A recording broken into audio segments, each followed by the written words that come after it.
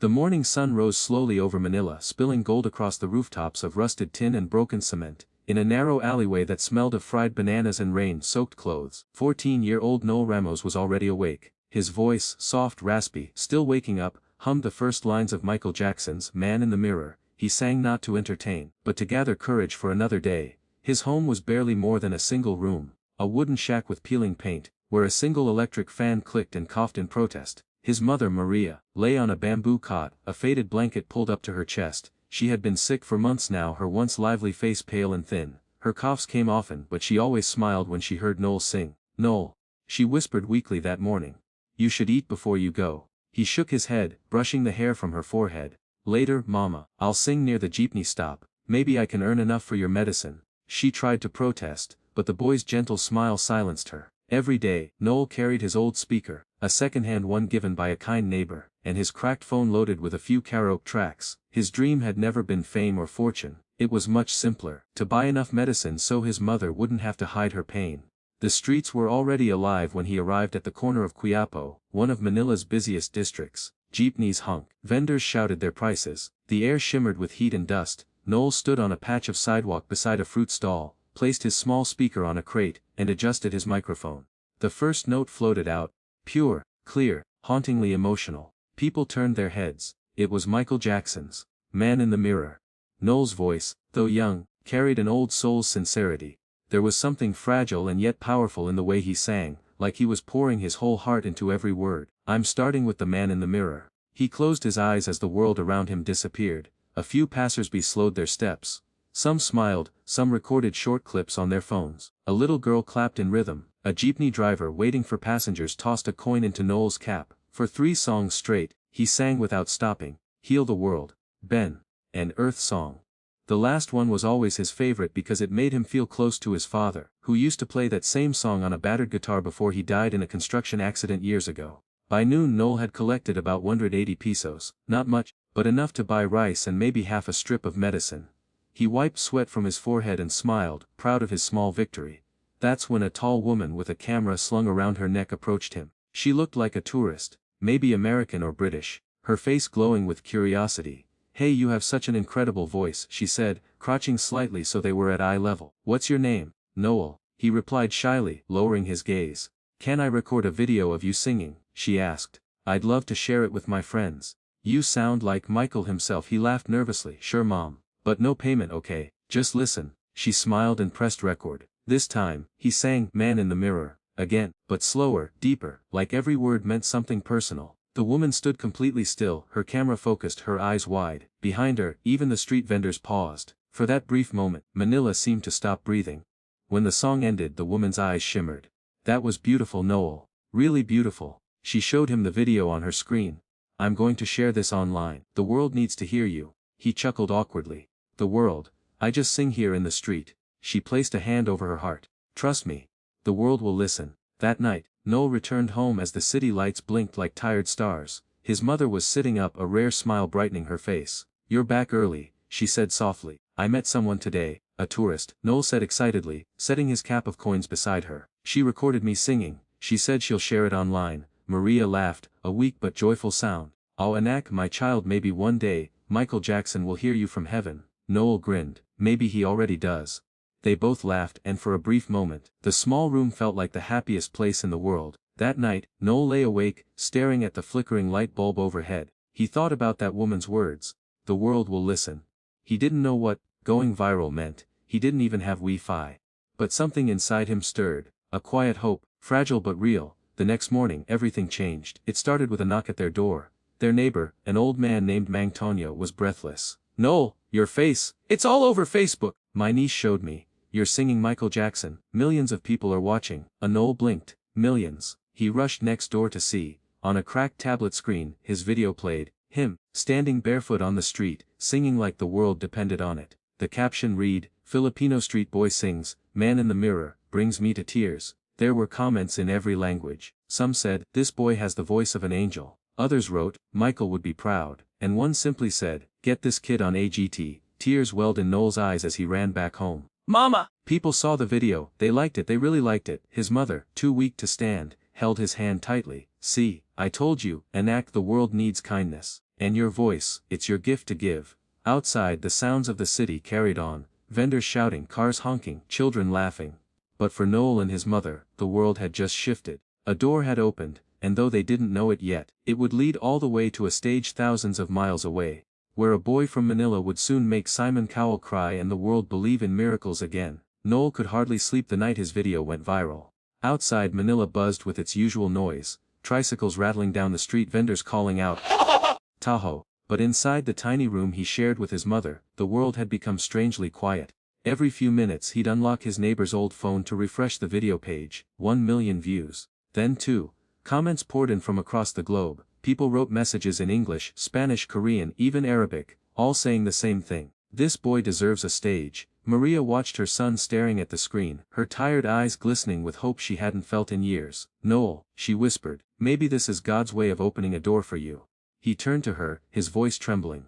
Mama, what if I really could sing on a big stage one day? She smiled faintly. Then sing not for the lights, Anak, but for love. 3 days later, that door opened wider than they ever imagined. Noel was sitting outside their house, mending a tear in his old sneakers with glue, when a knock came at the door. His mother called weakly from her bed, Noel, see who it is. When he opened the door, a man in a suit stood there, holding a phone. He spoke in excited, rapid English. Hello, are you Noel Ramos? I'm calling from America's Got Talent. Noel froze, blinking in disbelief. America's what? The man smiled. America's Got Talent. You were seen by our producers online. We'd like to invite you to audition, in Los Angeles. For a moment, time stopped. The Manila heat, the traffic outside, the buzzing flies, everything blurred. Only those words echoed in his ears. Los Angeles. Audition! Mama! He cried, running inside. Mama, they want me to sing in America! His mother, still weak from her illness, gasped, covering her mouth as tears streamed down her face. Oh my son, she whispered. Oh my sweet boy. But joy was quickly replaced by worry. Maria looked around their humble room. The cracked walls, the rusting fan, the empty rice sack in the corner. Noel, how will we even get there? We can't afford it.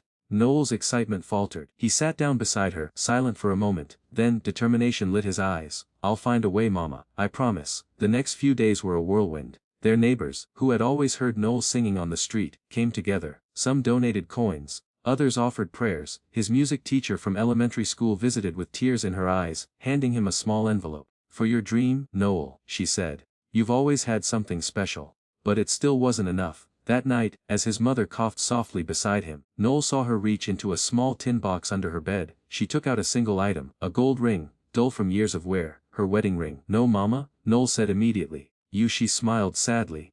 It's just a ring. But you are my legacy. You are what your father and I prayed for. The next morning, she sold it at a pawn shop. The money wasn't much, but it covered part of the flight. A kind local journalist who had seen Noel's video online wrote an article about his story. And within days, donations began to pour in from strangers around the world. People sent messages like, "Go make your mama proud, Noel," and "Sing for all of us." 1 week later, they were on a plane. Their first time leaving the Philippines. As the aircraft soared through the clouds, Noel pressed his face against the window. The city below shrank until it looked like a map of lights. His mother sat beside him, clutching his hand, her eyes wide with wonder. "Look, Mama," he said softly, "the stars, they look so close now." She smiled. "Maybe they always were. You just had to rise high enough to see them." For most of the flight, Noel stayed quiet, lost in thought. He kept replaying the words of Michael Jackson in his head. "If you want to make the world a better place, take a look at yourself and make that change."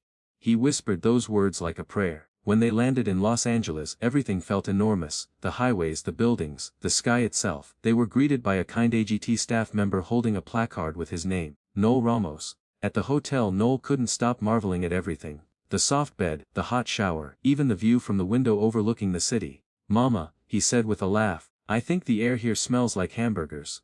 Maria chuckled weakly. "Maybe you'll sing for your supper then."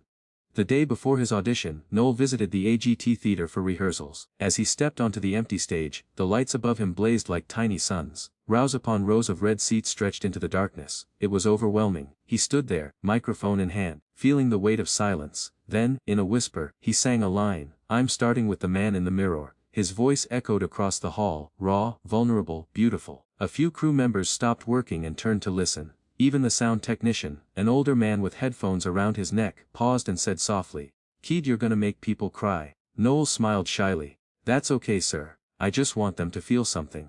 That night, back in the hotel, he sat beside his mother, who had fallen asleep after a long day. He took her hand gently and whispered, "Tomorrow's for you, Mama. For every time you went hungry so I could eat. For every prayer you whispered when I was too tired to sing. Tomorrow, I'll give them everything." He turned off the light and stared out the window at the glowing skyline of Los Angeles, a city of dreams. Somewhere below, taxis honked and people hurried through their lives, unaware that a poor boy from Manila was about to step onto a stage that would soon unite the world in awe.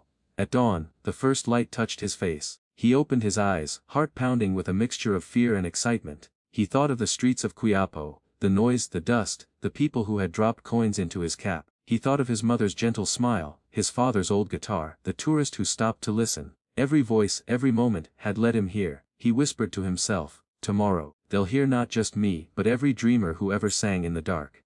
As the city woke, Noel stood by the window, watching the sunrise over Los Angeles, a poor Filipino boy about to sing not just for survival, but for the world. The morning of the audition dawned bright and golden over Los Angeles, but Noel could barely breathe. He stood backstage at the Dolby Theater, clutching the microphone like a lifeline. Around him, the place was alive with chaos, stagehands rushing by, cameras moving in and out, contestants rehearsing their acts one last time. The smell of hairspray, coffee and stage smoke filled the air, yet Noel felt as if he were standing underwater, every sound muffled by the pounding of his heart. He turned and saw his mother sitting in a wheelchair just offstage. Her thin hands were clasped in prayer. When their eyes met, she smiled. The same smile that had carried him through every hardship, every sleepless night. "Don't be afraid, Anak," she whispered. "Just sing from your heart. That's all you've ever needed."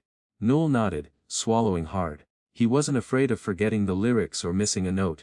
He was afraid of not doing justice to the love that brought him here. A stagehand tapped him on the shoulder. "You're next, kid." The world blurred, the curtains parted, and suddenly, there he was, under the blinding white lights. The vast sea of faces stretched out before him. The four judges sat in front, Heidi Klum, Howie Mandel, Sofia Vergara, and, at the center, the man whose expression had made countless dreamers tremble, Simon Cowell.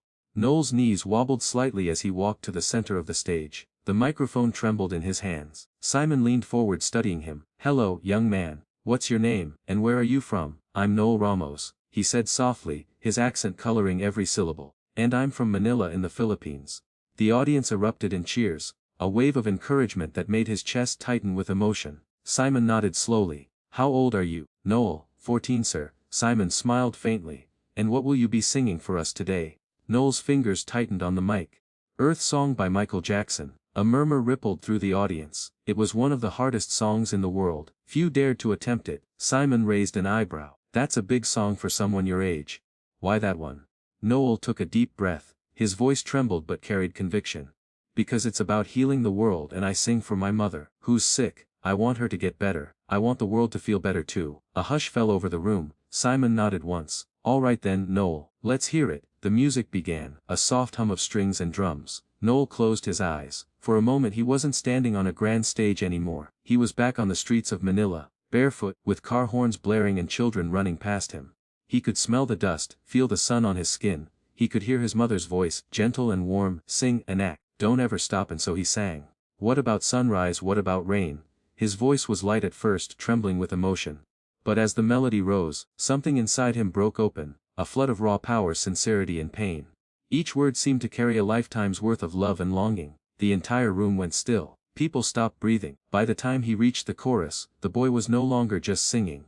He was pleading with the world. His arms stretched out, his voice cracked with desperation and beauty. "What have we done to the world? Look what we've done." In the audience, people began to wipe their eyes. Sofia Vergara's hand covered her heart. Heidi whispered something to Howie, her eyes glistening, and Simon, the man known for his stoicism, sat perfectly still, his eyes locked on the boy, his expression unreadable. As the bridge soared, Noel poured every ounce of his soul into the final lines. He thought of his mother's tired face. He thought of his father, gone too soon. He thought of every stranger who had dropped a coin into his cap, every kind word, every small act of love that kept them alive. When he sang the final, "Ha," his voice cracked, not from weakness but from truth, the kind that makes your soul tremble. And then, silence, a heartbeat, then another. The world seemed to pause, and in that silence, Simon Cowell stood up. Before anyone could even react, his hand slammed down on the golden buzzer. The explosion of gold confetti came like a dream, shimmering, sparkling, endless. The crowd erupted into cheers. Noel covered his face with both hands, overcome with emotion. Tears streamed down his cheeks as the glitter rained down around him.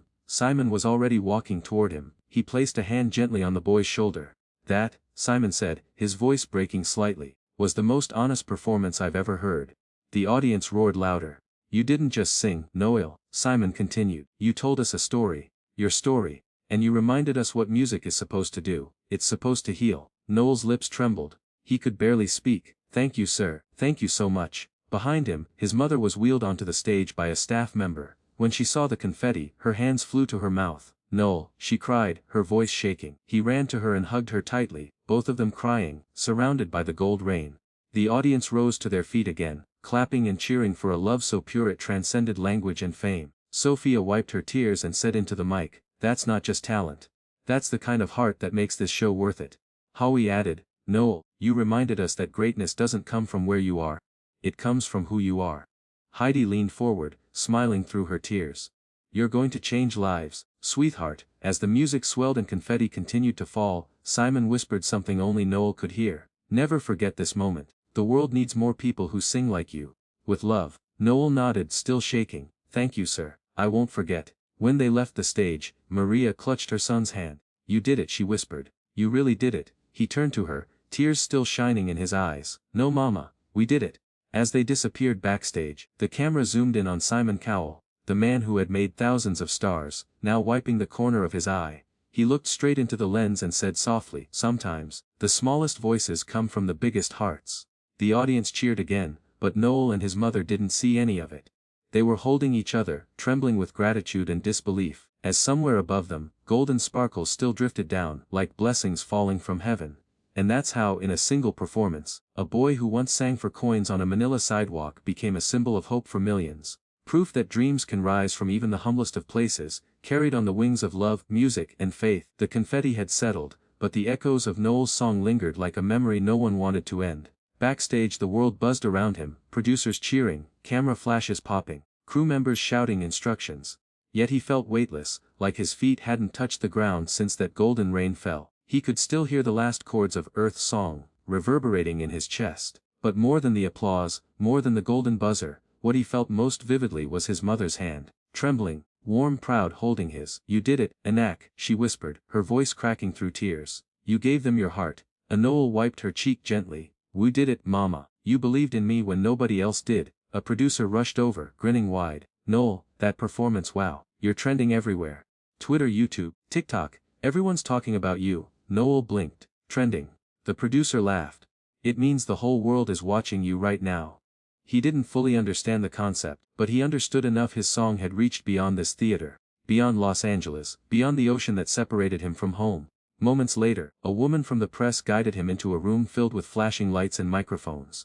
This way, Noel. Just a few quick questions, she said kindly. Noel sat down nervously. The cameras pointed at him, and the reporter began. Noel, how does it feel to receive a golden buzzer from Simon Cowell? He hesitated, looking down at his trembling hands. I still can't believe it. He said softly. I didn't think anyone would remember a boy from the streets of Manila. I just wanted to sing for my mother. The room fell quiet for a moment. Then another reporter asked, what does your mother mean to you? Noel's throat tightened. She's everything. She's the reason I sing. When my father died, she worked every day just to feed me. Even when she got sick, she told me never to stop singing, because my voice was God's gift. So, when I sing, it's not for fame, it's to thank her, and to remind people to love more, even when life is hard. The reporters exchanged glances, their smiles softening. One of them whispered, this boy's heart is gold.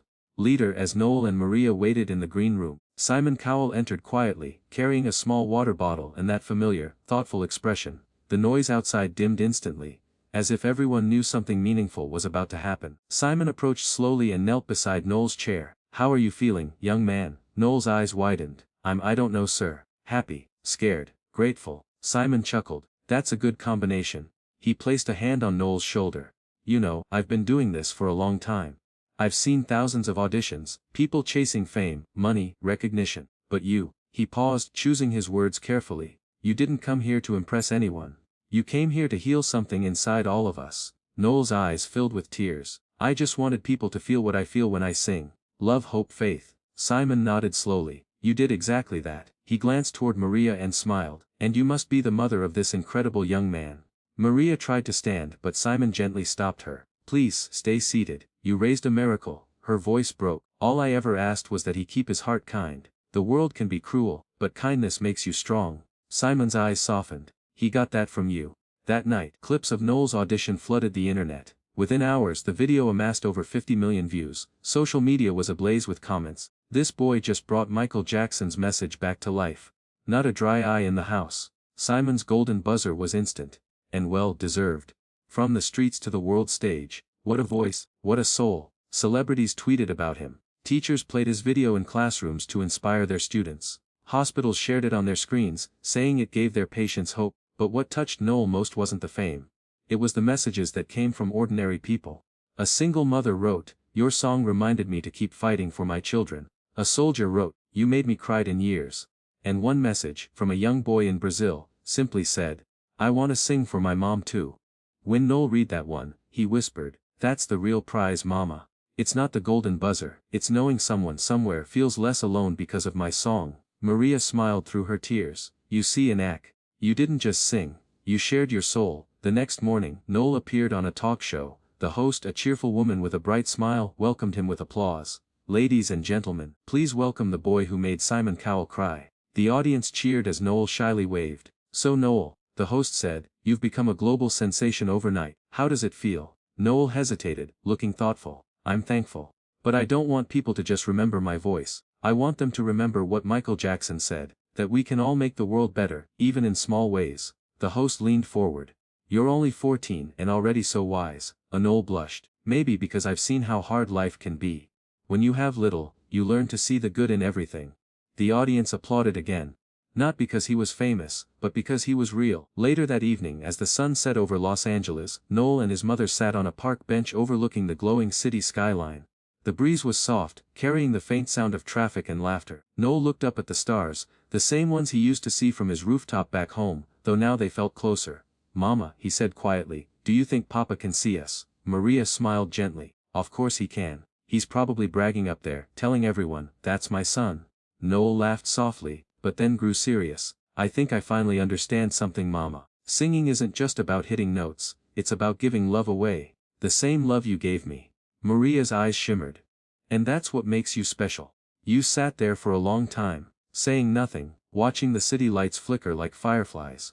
Somewhere below, televisions glowed with his face, radios replayed his voice, and strangers across the world smiled, remembering the boy who reminded them to care again. Later that night, Simon Cowell appeared on a news segment, his usual confident tone softened with emotion. "I'll be honest," he said. "I didn't expect a young boy from the streets of Manila to move me the way he did. He reminded me, and all of us, that greatness isn't about perfection, it's about purpose." That performance wasn't just music, it was a message, one the world needed right now.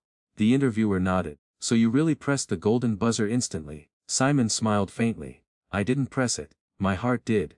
In the weeks that followed, Noel's performance became more than just viral. It became a movement. People began organizing charity concerts in his name. Fundraisers sprang up for sick children in Manila, and when asked how he wanted his newfound fame to be used, Noel's answer was simple: "To help kids who sing on the streets, like I did." Everyone deserves to be heard, and in that moment, the world didn't just see a talented singer, it saw a symbol of hope, a reminder that sometimes the most powerful voices come from the humblest beginnings. The morning sun over Manila was warm and golden, filtering through the clouds like threads of light, weaving hope back into the city's heart. The same streets that once echoed with the sounds of jeepneys and chatter now held a new kind of music, the music of pride and love. On one corner near Quiapo, where the scent of roasted corn and fresh rain mingled, people gathered in anticipation. Someone whispered, "He's coming home." That was Noel, the boy whose voice had crossed oceans and brought one of the world's toughest judges to tears. Now, after weeks of whirlwind fame in America, he was back, not as a celebrity, but as the same humble dreamer who once sang barefoot beside cracked pavements. A crowd had already formed: vendors, tricycle drivers, children, mothers carrying groceries. They had seen him grow up, had dropped coins into his cap, had heard his voice when the world didn't care yet. And now their boy was returning with golden confetti in his story. From afar, a van rolled to a stop. Cameras followed as Noel stepped out. His clothes were simple: jeans, sneakers, a white shirt that read, "Heal the World." He didn't wear the flash of stardom. Instead, he carried the quiet grace of someone who hadn't forgotten where he came from. As soon as the crowd spotted him, a ripple of cheers swept through the street. "Noel! Noel!" children shouted, running toward him with handmade cardboard signs that said, "We're proud of you!" and "Our golden buzzer boy." Noel laughed, dropping to his knees to hug them all at once. I missed you. Guys, he said, his voice breaking. A little girl tugged at his sleeve and asked, Kuya Noel, did Simon Cowell really cry? The crowd chuckled as Noel smiled and nodded. Yes, he did. But you know what? It wasn't just because of me. It was because of all of us. He turned his gaze to the sky for a moment, taking in the scene. The city, the people, the love that had never left him. He could almost hear his mother's voice from the day they boarded the plane to America. No matter where life takes you, Anak, always remember who you're singing for. Now he did. He looked around and spotted his mother, standing a little apart, watching him with eyes glistening in the sunlight. She looked healthier, stronger, the color had returned to her cheeks. She was wearing a floral blouse and holding a small bouquet of sampaguita, the same flowers she used to sell when money was tight. Noel walked to her slowly through the crowd. When they embraced, time seemed to pause. You did it, Anak, she whispered, tears falling. No mama, he said softly, holding her hands. We did it. Applause broke out all around them. It wasn't the thunder of a stadium, but it was deeper, honest, raw, and filled with love. After a while, Noel motioned for quiet. He stood on the old step where he used to perform, looking around. Do you guys remember? He began. When I used to sing here, and everyone thought I was crazy for doing Michael Jackson songs in the middle of all the noise.